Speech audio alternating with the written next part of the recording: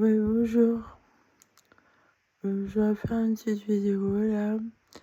Je fais pas trop de bruit parce que j'ai adopté des petits calopsites et ils sont en train de dormir là. Donc, en fait, quand je dors, ça me porte conseil. Hier, j'ai écouté un truc sur le cerveau. C'était hyper intéressant. Je vais le partager. Euh, Alors, en fait, moi j'ai un problème de gens qui veulent usurper mon identité. Euh, je suis très têtue et je travaille plus en fait artistiquement, ni rien, dans rien du tout en fait. Parce que ça m'écœure qu'on veuille tout me prendre comme ça. Et que je peux mourir facilement en fait. Et alors mes ennemis ont un avantage. C'est que moi je suis mal diagnostiquée à la base. Et j'ai été psychiatrisée, voilà. Euh, je suis victime d'une secte, en fait, de pervers narcissiques, pédophiles en plus, il y en a, ouais. Alors, je m'en cache pas, parce qu'ils le savent de toute manière, que j'ai aidé les gendarmes, hein, quand même, à attraper des gens de cette bande. Et je dois dire que l'usurpateur de mon identité, apparemment, c'est sûrement un homme, mais peut-être qu'ils utilisent des femmes aussi pour mettre dans la confusion des gens euh, avec qui je voudrais avoir des relations, et j'en ai pas en fait, j'en ai plus, même mon Roméo, mon amoureux là. Même de loin, parce que j'ai dit que s'il n'y a rien de près, il n'y a rien de loin. C'est vrai que pour moi, vous voyez, c'est assez monstrueux d'avoir une relation que de loin, comme ça me torture, moi. Vous voyez là, regardez, la maladie, là, des gosses, elle prolifère, hein. Alors, je suis tombée sur des médecins qui m'ont nié l'espèce de gros bouton que j'ai là, à l'intérieur. Alors, ouais, je suis victime de menteurs à mon sujet, des docteurs qui mentent, qui nient. Alors, ils sont vraiment dégoûtants, vous voyez, parce que il y a quand même des médecins mêlés dans cette bande horrible, dégueulasse. Et... alors, oui, ce que je veux dire, c'est que moi, en fait, je suis vraiment HPI avec trouble du spectre de l'autisme. C'est ça que je suis. Alors, autiste, j'ai compris que j'étais en 2018 parce que j'ai vu des témoignages de gens qui le sont et j'ai compris que je fonctionnais comme eux, en fait. Et en plus, j'ai de l'hyposensibilité. Alors, ils ont un avantage parce que l'autisme, vous voyez, c'est vraiment compliqué en fait. Parce que, par exemple, quand vous discutez avec les gens, alors vous pouvez pas faire autre chose. Alors vous discutez et puis après coup, vous vous rappelez et vous prenez conscience de certaines choses. Disons que pendant que vous êtes en train de discuter, vous pouvez pas, voilà. Alors, vous avez du mal des fois aussi à reconnaître les gens du premier coup si vous les avez pas vus souvent comme ça, là. Voilà. Alors, ils peuvent se moquer de vous avec ça et se représenter sous un autre aspect avec des habits. Et vous faites pas gaffe que c'est eux, en fait, que vous avez déjà vu et tout. Par exemple, au marché, il y a un monsieur que j'ai vu qui m'a dit bonjour. Je me demande si c'est pas le docteur Rago qui s'est foutu de ma gueule. Je n'ai pas reconnu du coup. Et puis, ce que je veux dire aussi, il y a d'autres choses. Alors, euh, donc, en plus, j'ai des maladies, quoi, voilà. Alors, Ehlers-Danlos, hyper mobile. Je suis vraiment spéciale comme fille, quoi. Alors, ça va vous passer du coq à l'âne, tout ça. Ça, moi, je suis vraiment comme ça. Vous avez des troubles de l'attention. Qu'est-ce que je veux dire ouais, alors, un problème de proprioception. Ah,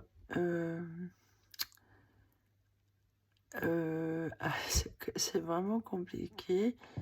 Alors, ces autres problèmes de maladie aussi, des gosses, plus. Alors, et sûrement qu'il y a une sclérose en plaques. Hein, ça, j'ai bien l'impression que c'est surtout ça, plus des gosses qui me fait beaucoup souffrir. Et en 2015, en fait, je croyais que c'était l'herbe dans l'os qui était dramatique chez moi, quoi. Mais non, en fait. Non, parce que je suis hyper mobile. Alors, hyper mobile, enfin, bon, il y en a, si, hyper mobile, il y en a, ils sont en siège roulant. Vous voyez, en 2015, j'ai cru que j'allais me retrouver en siège roulant tellement j'avais des problèmes pour me déplacer et j'étais extrêmement fatiguée. Alors, je faisais des grosses insomnies horribles et je dormais plus du tout. Je pouvais me réveiller le matin et et commencer à me péter la gueule. Vous voyez, je virais sur un côté, j'avais des déséquilibres. Ouais, et c'était monstrueux. Alors, sûrement ça, c'était dû à une sclérose en plaques, en fait. Hein. Ouais, ouais. Parce que mes problèmes d'oreille, je les avais déjà, mais je ne savais pas. Et j'avais fait faire un scanner. Et on voyait des trucs derrière mes oreilles. Et il y a un docteur de l'hôpital d'ici, là, que j'avais été voir avec mon ex. Ah lui, c'est bien foutu de ma gueule. Mais en fait, ils ont menti. Vous voyez, dès 2015, parce que j'ai envoyé chier son beau-frère anesthésiste. Et je crois qu'ils se sont vengés. Et aussi, je crois bien que mon ex, il voulait se débarrasser de moi aussi, hein, pour avoir sa fille sous la main pour lui tout seul, vu qu'elle avait donc 12 ans, vous voyez. Hein. Alors, depuis 2015, ma fille et moi, on est coupés l'une de l'autre, en fait. On n'a plus de relation. Et la belle famille a tout fait pour casser, en fait, la bonne image de sa maman. Ils ont mis dans la tête qu'elle n'avait pas une mère. Ouais, c'est assez dégueulasse. À moi qui ai sacrifié tout mon temps à son éducation. Ah oui, c'est quand même moi qui l'ai emmené à l'école. C'est grâce à moi qu'il réussissait à l'école, en fait. Je lui ai donné le goût de l'école et tout. Même s'il y a des facilités, c'était grâce à moi. Jamais elle a manqué l'école avec sa mère. Hein, j'étais toujours à l'heure. Et Dieu sait pourtant que c'était dur pour moi de me lever le matin, vous voyez. Des fois d'être à l'heure, parce que pour travailler, par exemple, pour moi, ça m'est très difficile. Surtout maintenant que je suis à moitié capoute, quoi, avec ces maladies et tout. Là. Alors, ce que je voulais dire, voilà, j'ai des gros handicaps et alors je suis très vite fatiguée. Je marche à la théorie des petites cuillères, je suis très très vite fatiguée. Je peux pas faire énormément de choses dans une journée. Je marche comme un escargot, ça c'est sûr. D'ailleurs, c'est mon animal préféré. Et on se fout de ma gueule, quoi, parce que alors avec cette histoire d'usurpation d'identité, j'ai l'impression qu'il faut que je prouve que c'est moi qui suis moi. Alors là où je les coince, mes amis, c'est que j'ai pas du tout travaillé, en fait, sur la théorie de mai 2019. Enfin, si, j'ai quand même raisonné et tout. Mais je refuse, vous voyez, d'approfondir au maximum. Et c'est un tel gâchis ce qu'on fait sur moi, là. En attendant, je fais rien. Et ils me font tellement chier que je peux rien faire, en fait. C'est un gâchis pas possible. Et alors, hier, je me disais, le meilleur moyen de se débarrasser de ses ennemis, c'est de les laisser s'auto-détruire.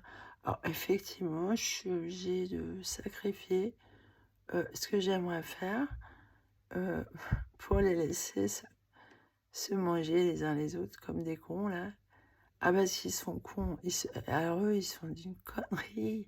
Enfin, les docteurs, tout ça, là. Cette secte d'abrutis, ils sont cons. Ah, c'est... Alors moi, ils me prennent pour une débile et tout. Mais en fait, moi, voilà. S'ils comprennent pas, c'est que je suis autiste avec des maladies génétiques qui font de moi quelqu'un d'extrêmement compliqué à suivre et à comprendre. Et je regarde sur la gaffe, quoi. Et en fait, hier, oui, je suis tombée sur une espèce de conférence sur quelqu'un qui parlait du cerveau, ouais, fonctionnement du cerveau, la mémoire, tout ça. Et il parlait des épilepsies d'absence et chez les enfants, surtout. Apparemment, c'est surtout les enfants que ça peut atteindre, ça. Mais en fait, je me suis dit, tiens, c'est marrant, on dirait qu'il parle de moi. Parce qu'effectivement, alors, dans Rango, il y a une espèce de lézarde qui est comme ça. Elle bouge plus tout d'un coup, elle est comme ça. Et bah, en fait, moi, je suis comme ça, oui. Je vais avoir des absences et alors je me suis demandé, est-ce que ce serait pas des épilepsies du cerveau, ça?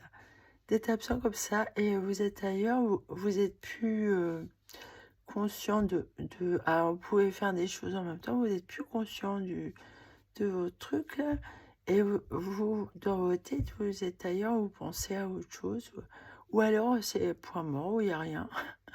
Mais des fois, bah, vous êtes, vous êtes ailleurs, vous faites autre chose avec votre tête. Et vous pouvez faire des choses en même temps, c'est-à-dire marcher dans la rue, ou, je sais pas, et éviter des obstacles, effectivement. Mais vous, dans votre tête, voilà, vous êtes pas là, vous êtes ailleurs. Ah, une sorte de... Et je me suis demandé si j'étais pas comme ça. Épilepsie du cerveau, et... oh bah si j'ai ça, ça a dû être très dur. Bah oui, ma vie... oui, oui, oui, bah ça c'est... bah sur Ehlers-Danlos, aussi, il y a les troubles de l'attention. Bah, j'ai l'impression que je fais ça aussi, quoi. Les épilepsies, là, du cerveau, quoi. Alors, effectivement, il discutait de ça et que les gens qui font ça, ouais, ils ont pas. Alors, ça se voit pas, en fait, que c'est pas des épilepsies comme des crises où les gens, voilà, peuvent plus. Non, c'est trop comme un manque d'attention à son environnement et le cerveau est déconnecté ailleurs, là. Je suis vachement compliquée comme fille. Alors,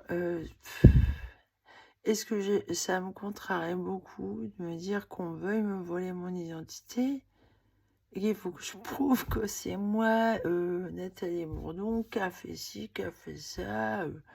Alors, comme je dis, par exemple, pour la poésie ou la peinture et tout, bah, on n'a qu'à faire un concours. On met la personne à côté de moi et moi, alors on fait, voilà, je fais du dessin et lui, il fait du dessin. On va voir qui est la vraie Nathalie Bourdon. Ou j'ai écrit un poème et lui aussi, on verra qui c'est le vrai auteur de mes écrits. Voilà, il suffit de faire ça. Ou autre chose, quoi. Il y a d'autres choses que je sais faire. Ah oui, il n'y a qu'à comparer. Hein. Bah voilà, c'est tout simple. Mais ceci dit, Je n'écris plus du tout. J'ai mis mon histoire d'amour un peu en point mort, quoi. Mais pour moi, c'est horrible, en fait, parce que tout ce qui me reste pour vivre, c'est mes animaux, quoi. Voilà. Mon chien.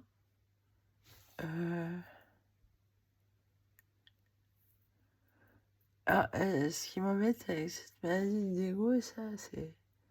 Elle prolifère de plus en plus. Je suis en pleine crise. Elle commence à vraiment... Il faut que j'évite de me toucher la peau à l'extérieur. Parce que même le nez, tout ça... parce que ça commence à proliférer à l'extérieur. Et alors, la bouche, j'en ai plein dans les lèvres, dans le nez. Là, c'en est un, le petit bouton là, blanc, là, c'en est un. Je suis sûre que je sors des trucs dedans. Je vais essayer de faire devant vous, là. Et, à mon avis, ça...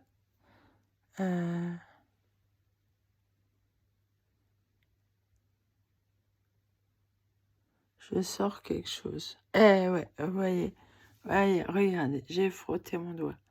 Ah, là, ouais, la trace noire, vous voyez, c'est ça, c'en est. Ah ouais, c'est... Ah, il y en a de l'autre côté, là. J'ai frotté, ouais. Alors, petit moyen vaisseau qui éclate sous la peau, voilà.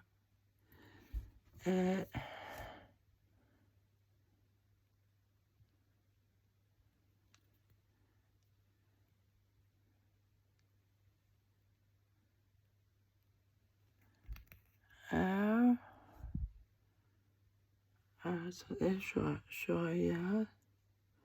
Enfin, vous avez vu la traînée noire, là. Ce que je sors de ma peau, c'est assez horrible. Je suis très mal dans ma peau, en fait. Très mal. Avec tous ces choses-là, je sens que je suis en train de vieillir énormément vite. Et que si on attend de moi que je travaille et qu'on sache vraiment que c'est moi la vraie moi, il risque d'être au bout d'un moment trop tard pour que je travaille vraiment sérieusement, intellectuellement. Parce que, alors justement, il parlait du cerveau, mais à l'intelligence, on peut avoir très bien beaucoup de neurones, mais tout dépend à quoi on s'en sert, quoi. Et là, moi, j'ai fait beaucoup le gendarme sur ma vie, là. Mais en attendant, j'ai pas travaillé sur ce quoi j'aurais dû. Et je suis un peu comme Marcel Proust à recherche du temps perdu. Il y a plein de trucs que j'ai pas fait à cause d'eux. C'est un véritable gâchis. J'aurais pu faire des choses super et travailler sur cette théorie. J'ai rien fait. J'ai rien fait. J'ai pas cherché à aller plus loin parce que j'ai vu qu'on voulait m'exploiter tout de suite, quoi, qu'on voulait me mettre de côté, que j'ai pas accès aux gens sérieux d'en haut. J'ai bien vu qu'on voulait me, voilà, dès aussitôt, m'exploiter, quoi, voilà. Ah, j'ai rien fait, voilà, j'ai fait la grève. Ah, mais je suis têtue, ouais. Je renonce de travailler dans ces conditions-là. Parce qu'ils abusaient d'un fait, c'est que j'étais amoureuse et voilà. C'est mon amoureux qui me motivait et tout. Mais en même temps, oui, ouais, j'ai renoncé en fait. Tout a été fait pour nous séparer, lui et moi. Alors donc la pandémie, tout ça, là, alors résultat, ça fait depuis 2018 que je suis amoureuse de Roméo. Et voilà, ben là, il y a eu quelque chose d'horrible dernièrement, voilà, cette année, là, cet été. Et puis toutes ces histoires qui m'ont fait souffrir, séquestration à l'hôpital, Alors, je vois la dame de la cuirasse qui pense que je suis bien parce que je suis tranquille. Pour elle, je suis en congé, comme elle dit. Non, c'est pas vrai. Déjà, quand vous avez des handicaps, des maladies et tout, vous êtes jamais en congé. Voyons, jamais, jamais. J'ai pas l'impression d'y avoir été vraiment, en fait, pendant toute cette vie, on va dire. Où est-ce que... Non, elle, ouais, comment on peut dire que je suis en congé sous prétexte que j'ai pas de métier ou quoi que ce soit et de patron sur le dos, là. C'est pour vrai, ça. On peut pas dire ça, madame. Et ce que je lui ai dit, là, je lui ai dit, mais vous travaillez pour la curatelle, mais vous n'êtes pas formé pour comprendre les handicapés, en fait. Voilà, ils comprennent rien aux handicapés et sûrement rien à l'autisme et à toutes ces maladies pourries, là. Bah, après, elle s'est excusée, la dame, parce que elle a vu que ça m'avait beaucoup blessée qu'on dise que je suis en congé. Non, j'ai pas de vacances, j'ai jamais de vacances. Jamais, jamais, j'en ai jamais. Hein, jamais. Et j'ai des petits moyens. Donc, oui, si j'étais pété de thunes encore, je pourrais me payer des vacances. Et encore, je me demande si j'en aurais vraiment. Parce que je peux pas prévoir ce que je peux vivre émotionnellement et sentimentalement. Ah, mais alors, je suis vraiment hyper sensible. Hein. Émotionnellement, je peux vite souffrir aussi. Hein. Alors, déjà, vous ressentez ce que les autres ressentent. Donc, au niveau relationnel, c'est très dur, l'autisme, bien sûr. C'est plus tous ces trucs que j'ai qui augmentent une sensibilité incroyable, quoi. Et en plus, il y a une hyposensibilité. Ben oui, je devrais avoir des douleurs, surtout à la tête, rien qu'avec ces problèmes d'autolite et les yeux aussi. Je devrais avoir... Et les sinus aussi. Non, parce que, non, là, les ORL, dernièrement, ils ont menti, ils ont dit qu'il n'y a rien. Là, c'est pas vrai, il n'y a pas rien, parce que j'en ai dans le nez. Et ça s'en va pas, en fait. Les boutons, ils sont là, hein. Les boutons, ils sont là, à l'intérieur. Et j'en ai un là, hein. Voilà. J'en ai un à l'entrée du nez, là. Et là, alors, j'en ai un nouveau ici, là, en bas. Et de l'autre côté, c'est pas pareil, oui. Côté gauche, ça va. C'est pas pareil. Mais côté droit, vous voyez, c'est enflé. Il y a... Ouais, je sais pas ce qu'on a. Et alors, je suis tombée sur des ovaries. Ah non, il y a rien. Ah, elle est pourrie, comme la Nibodo, là. Je lui dis, il y a des calculs et tout. Ah non, elle a pas voulu me reprendre. Elle a dit à l'ORL dans le courrier quand elle m'a envoyé à lui, voyez ce que vous pouvez faire pour lui. Ah, je me suis dit, elle parle du bouchon ou du mouet, la dame. Alors, Orange, ils disent, ah tiens, votre ligne, c'est au nom de Monsieur Bourdon. Monsieur Bourdon. Bourdon, mais qu'est-ce que c'est que ça, vous voyez? Puis aux impôts, ils ont mis l'ancienne adresse à Loudun, là où j'ai été enfermée à Poitiers, à l'hôpital psychiatrique pendant Noël 2020-2021, là. Un mois et demi, et je me suis retrouvée au RSA à cause de leur gueule et en catastrophe hébergée chez le père de ma fille qui se fout de ma gueule, qui m'a dit que s'il pouvait exploiter quelqu'un pour se faire du pognon dessus, il le ferait, en parlant de moi. Oh oui, c'est vrai, ça c'est vrai, il le ferait. Vu que déjà il m'a volé ma fille, oui, il m'a volé ma fille. C'est lui qui a eu la garde et il en a bien profité. Il nous a séparés littéralement, elle et moi. Voilà. J'ai remarqué d'ailleurs, des fois j'étais avec lui pendant qu'il m'hébergeait et on avait notre fille au téléphone. Et des fois je disais des trucs à ma fille. Ah bah, il essayait de me faire taire en fait. Il veut pas que ma fille sache des choses sur sa maman. Du genre, voilà, je sais pas, la vraie moi, quoi. Parce que quand justement au téléphone, quand il essayait de me faire taire, c'est pour dire à ma fille, bah voilà, ta maman, finalement, tu vois, elle l'a caché, mais elle est ça, elle est ça. Voilà, anthropologue, chaman, tout ça, mystique, et puis voilà. Il a essayé de me faire parler aussi par rapport à la petite Thérèse. Voilà. Il veut pas que je montre à ma fille mon vrai moi, quoi. Ah oui, c'est vachement pervers, non, non. Sur moi, il essaye. Oh, ma fille me ment aussi. Ah oui, ils ont réussi à se l'accaparer. Elle a 10 ans maintenant, mais quand même depuis son âge de 12 ans, quoi. Alors, 8, 7, 8, 9. Ça va faire 8 ans, en fait, que je suis complètement seule et isolée, loin de ma famille, mais en fait, ma famille aussi, ça se passe mal. Vous savez, quand j'étais petite, j'étais rejetée de mes frères et sœurs, hein, et mes parents sont morts. Ah, c'est surtout les enfants de mon père, avec qui j'ai été élevée, qui m'ont rejetée petite, hein. Et oui, c'était comme quoi l'autisme, c'est dur.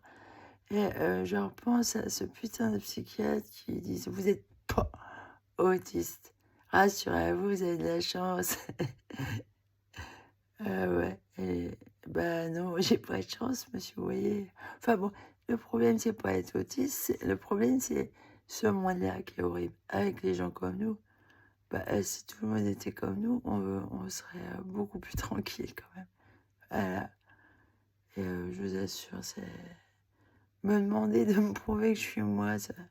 Toi, je fais la grève, voilà, et je souffre horriblement en fait. J'ai pas de congé, madame. Madame la curatrice, j'ai pas de congé. Je peux pas faire ce que j'aime vraiment parce que déjà à la base, on m'a empêché d'aller vers ceux avec qui je devrais avoir des relations. Ça fait 22 ans qu'on a manipulé ma vie, là, on m'a volé ma fille. Je fréquente pas les gens que je devrais fréquenter. Voilà, des gens vachement plus intellectuels, intelligents.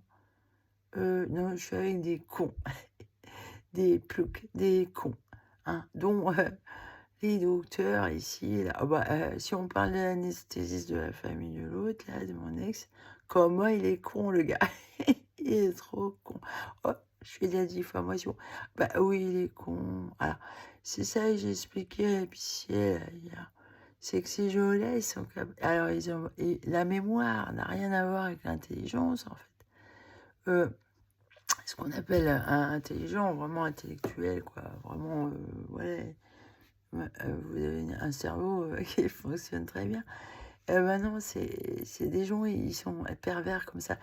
Ils peuvent avoir une très bonne mémoire et se souvenir de quelque chose de par cœur toute leur vie. Mais en fait, c'est des broguignoles, ils sont cons. Et c'est pour ça qu'ils peuvent avoir des gros diplômes et tout, les docteurs et tout. Mais ils sont cons comme des balais. Alors, une fois qu'ils ont eu le diplôme et tout, ils se planquent et c'est des trous du cul. Chez les généralistes, il y a beaucoup de trous du cul aussi. Ils connaissent rien du tout dans ces maladies, là, des Gauss, l'os et la sclérose en plaques aussi, apparemment. Ah non, ils connaissent ça. Ah, faut que j'aille voir un rhumatologue pour ça. Bientôt, j'ai un rendez-vous chez un docteur. Là, je lui ai demandé de m'envoyer chez un rhumatologue. Ah, faut que j'aille voir aussi un gastro-entérologue parce que j'ai cette problème de grosseur sur le côté. Là, on m'a dit c'est un gastro-entérologue. Ah oui, j'ai montré hier la espèce de kyste que j'ai sur le doigt. Là. Alors, je me coupe aussi le doigt. Alors là, ça a fini par cicatriser comme ça. Mais le jour, je me suis coupée encore. Voilà, j'ai fait la vaisselle, là. Voilà, je me suis recoupée. Ah, ça me fait mal parce que ça cicatrise pas. C'est horrible, cette maladie-là. Alors, c'est les deux associés, en fait, dégos et sclérose en plaques. Effectivement, alors, hier, l'émission du cerveau, là, il parlait des amphétamines et du café. En fait, je me suis remise au café, en fait. Voilà, ça me permet de rester éveillée. Voilà. je suis obligée de consommer des choses comme ça pour être réveillée, arriver à faire des choses toute la journée. Mais je peux pas faire beaucoup de choses. Je peux pas être hyperactive, ça c'est pas possible. Avec mon cerveau, oui, je suis hyperactive parce que je suis multipotentielle et HPI. Donc, dans ma tête, voilà, il se passe toujours. Même quand je suis absente, vous voyez que j'ai euh, des espèces de lézards là dans Rango. On m'a dit que je ressemblais à ça. D'ailleurs, c'est l'autre idiot qui disait que je ressemblais à elle. À la fille dans Rango, là, l'amoureuse de Rango, qui elle est ailleurs, on peut plus la déconnecter. Ouais, c'est. Bah, je suis quand même active dans mon cerveau. Hein. Il y en a une affirmative. Oh, faut calmer les trucs, ça va trop vite dans ma tête. Oh la putain, j'ai envie de dire, et alors, si moi ça me plaît d'aller vite dans ma tête, connasse, c'est vous qui, en 2020, là, ils m'ont repoussé à.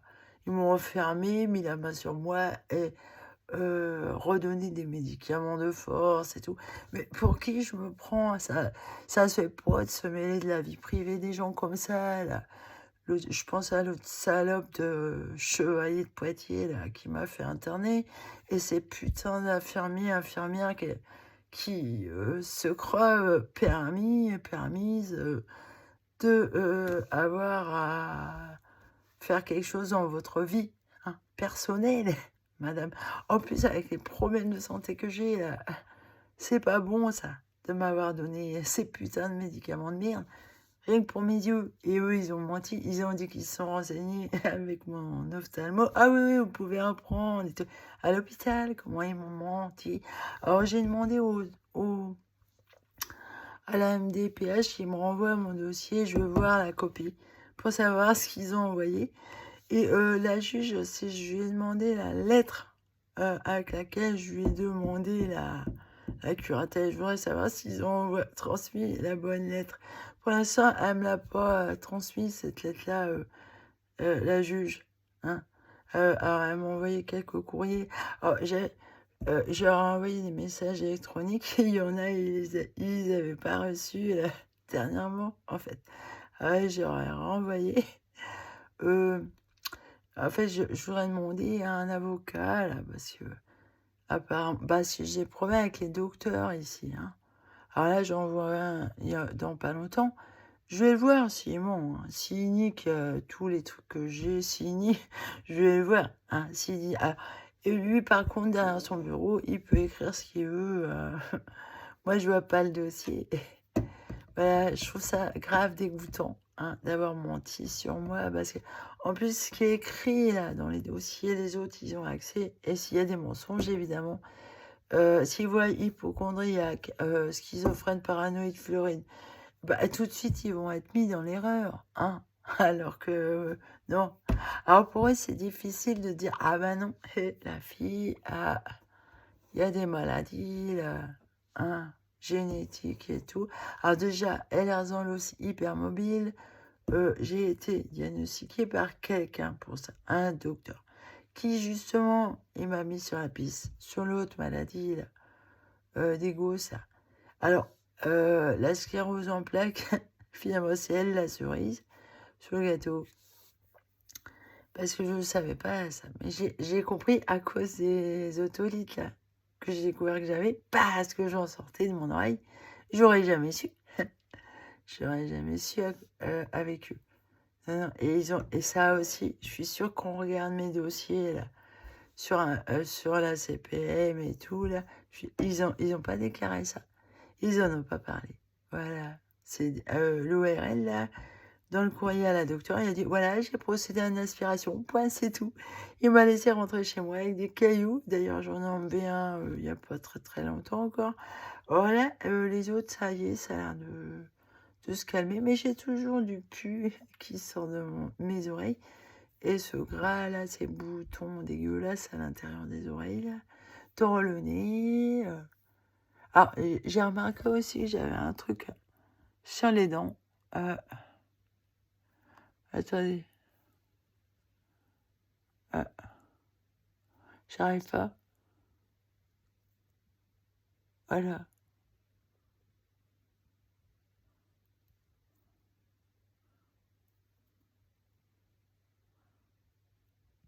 J'en ai un sur les gencives. D'ailleurs, j'avais fait une parodontite, là, en 2015-2016, avec les dents, que je dormais plus. Ces maladies-là, vous savez pas comment ça va être du jour au lendemain, vous savez pas. Alors, l'été, je suis beaucoup plus fatiguée, c'est sûr. Voilà, mais je suis dans une galère pas possible, alors qu'on me parle pas de congé, non. Non seulement je chie avec des maladies, j'ai pas de jardin, j'ai pas accès à la nature, je suis fragile, handicapée, je suis pas avec l'homme que j'aime. Et d'ailleurs, je me sens très coupée de lui et j'en souffre énormément. J'arrive plus à espérer quoi que ce soit, en fait. Et j'arrive plus à avoir confiance, en fait. En personne. En personne, vous voyez. En personne, parce que j'ai été tellement trahie dans ma vie, là. Je suis au point mort, là. Voilà. Et je vais passer un Noël de plus toute seule, apparemment. Voilà.